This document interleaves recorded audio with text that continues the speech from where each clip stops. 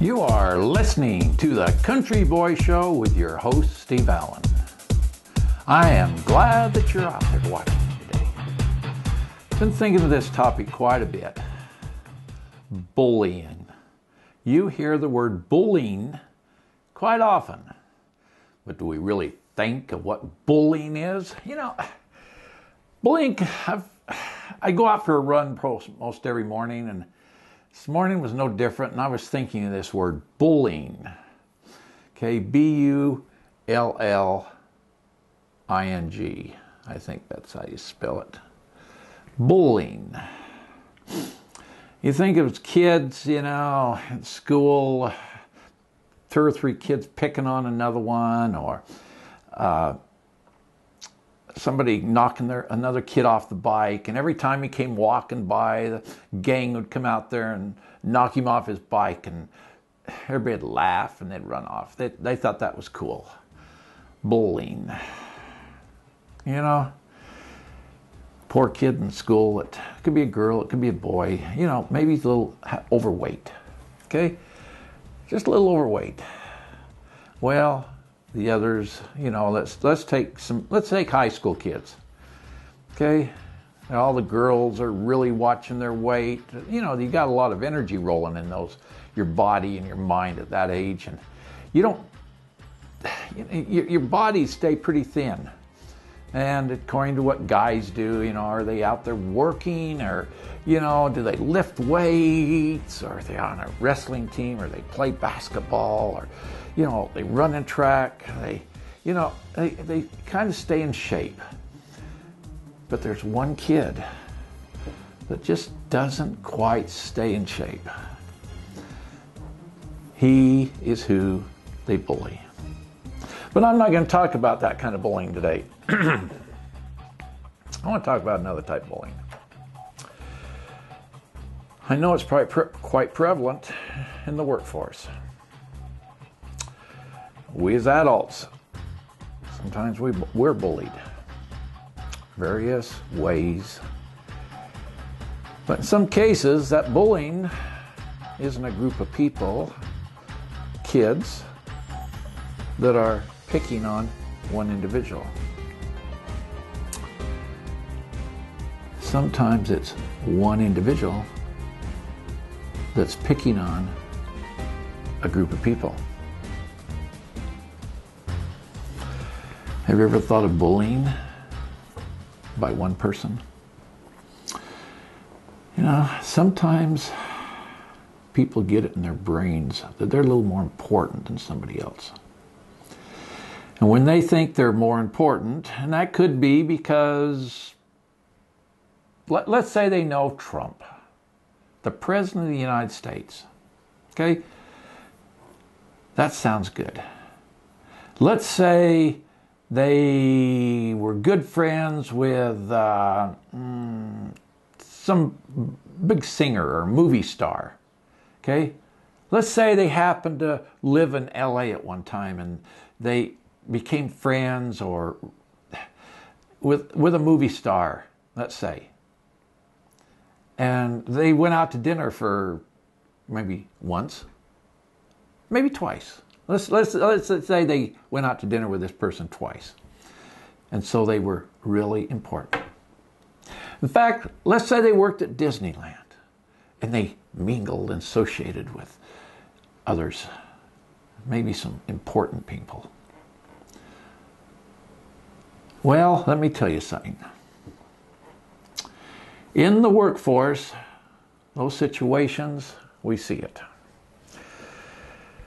Bullying. I'm going to tell you about a man. I've never met him, but I know of what he created. Grew up in Idaho. That's where I came from, Idaho. It's kind of the reason I know him. Started out raising potatoes. I raised potatoes. Okay? He saw a need for fertilizer to fertilize his potatoes. So what did he do? He found some mines or someplace up there around Soda Springs, Idaho. Okay? And he created Simplot, I think that's all it was, Simplot fertilizers, Simplot whatever. Later in life, he needed a place he started growing a lot of potatoes, and he needed a place to get rid of all the potato peelings and the waste. So he created cattle. Well, he didn't make cattle. He just bought cattle. And he built krails and fields, and he put cattle in feedlots. So anyway, he mixed his hay with potato peels that came off his French fries before he sliced them to make French fries for you and me. Okay? Mashed potatoes. You know, all those things potatoes are used for. French fries. Yeah, French fries. Okay? Everybody loves French fries. So anyway, then he became big in cattle. So he was in potatoes, then he was in fertilizer, then he was in cattle, and then I don't know how he got into it, but he got into computers, software, hardware, and he built himself a billions of dollar empire. A friend of mine, a real estate broker, one day was talking to me, and he says, the other day I was on the plane, and J.R. Simplot, there's the name, J.R. Simplot. I don't know what the J.R. stands for. I know his sister, though. Okay? His sister grew up in the same town as I lived in. Okay? And it was so interesting. We'll talk about that. I'm going to talk about his sister in the next episode. Okay? J.R. Simplot's sister. Her name was Chubby. That's what the town people called her, Chubby. So I'm going to talk about that and bowling in the next episode. Okay? So anyway, one day my good friend Bob Bayless, real estate broker, he was telling me this. He says, I talked to JR on the plane. He happened to be sitting by me. Sitting by him, probably in, good old regular seats with your knees are up underneath your chin. You're sitting like this and hoping the person next to you don't stink. Or, back in those days, they didn't throw you off planes like they do now. Northwest, and they didn't throw you off planes. Anyway, he says, as we was talking, Bob says, I asked JR, he's, JR, how did you build your empire? JR says, I hired good people that knew more than me, paid them well, and let them go on their own to develop my company. Let's say that again. J.R. Simplot gave this information to Bob Bayless, a broker of mine, real estate. J.R. said, I hire good men and women, I'm going to think I'll add women because there was women in there, that knew more than me, and I paid them well to be his managers, to be his general managers over different departments of his empire. J.R. Simplot was the richest man in Idaho. He hired good people, people that knew more than he did, because J.R. Simplot said to Bob, I don't know everything. I have to hire people that know more than, I have to hire people that know more than me, because I can't learn everything in this world. And then pay him well. Because he knows that if you didn't pay them well, they were going to go somewhere else and use their talents somewhere else. That is the opposite of bullying. How many of us in our workforces do not have that situation. How many of us have management, supervisors, something up in the up-de-ups, or they think they are, that think they know more than we do? We, the workers. They think they know it. Really, they don't. Somewhere in their life, they either got to thinking they were important, or they were bullies themselves, or there's something wrong mentally. Let's take a woman, for example. I think women are the most obvious here. Let's say a woman, as she grows up, she's this cute little thing. You know all I'm talking about. You know, cute little thing, dresses look cute, pants fit tight. You know, everything looked great on them. Then they have children. Their hips start swelling. Okay? It's a natural thing for women. And the older you get, your hips, in most cases, I've seen a few women, you know, my wife's one of those that her hips is not swelled, you know, but in most cases they do, and women put on weight. And my wife has put on a little weight. Okay? I see it bothers her, my wife, when we get ready to go someplace and she puts on a dress and she says, oh, it doesn't fit like it did 20 years ago. I said, you had that dress for 20 years? Maybe you need to go get a new dress. Yeah, but it won't fit the same. She was concerned about her waist, her hips.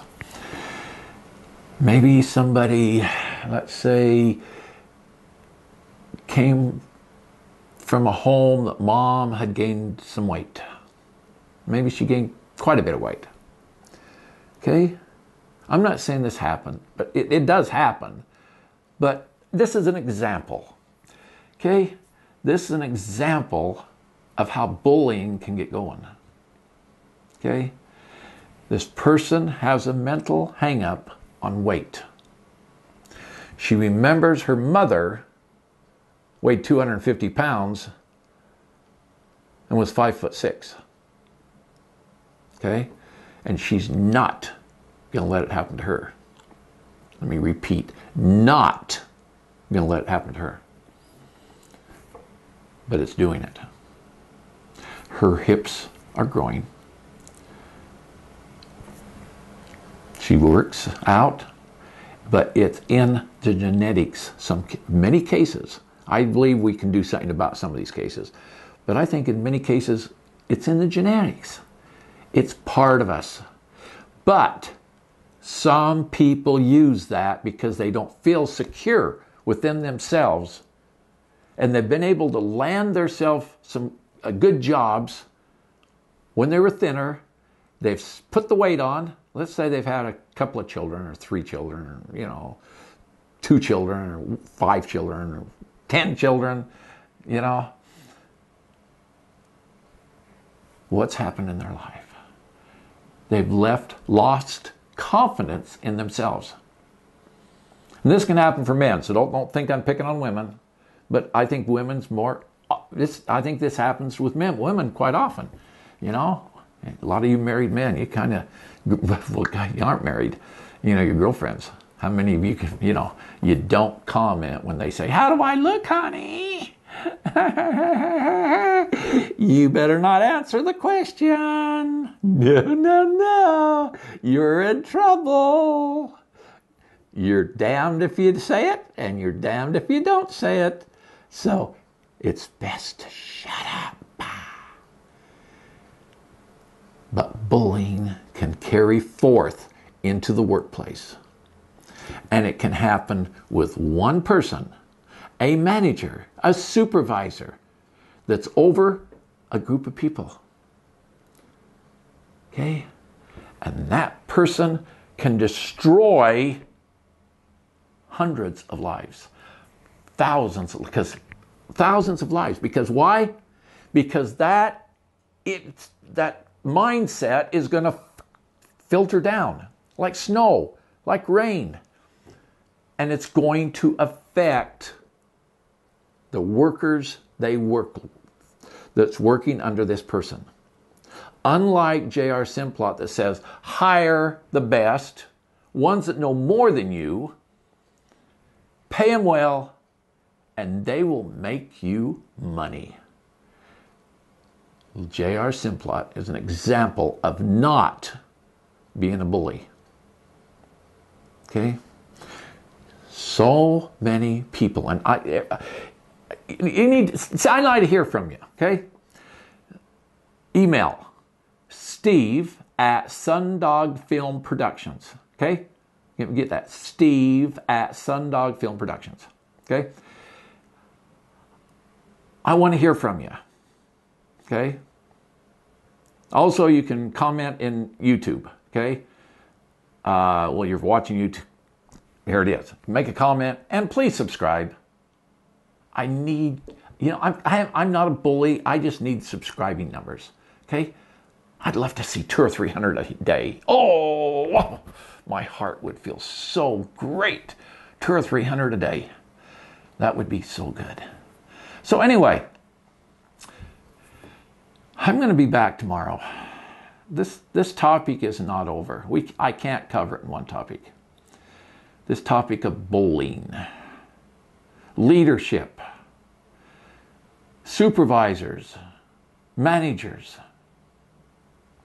It's a big topic. There's many of you out there that have been hurt. Some of you are bulliers. Some of you know how to manage, and you've got a great workforce under you. It needs, in fact, two. I'm going to do 2 more on bullying or on this line.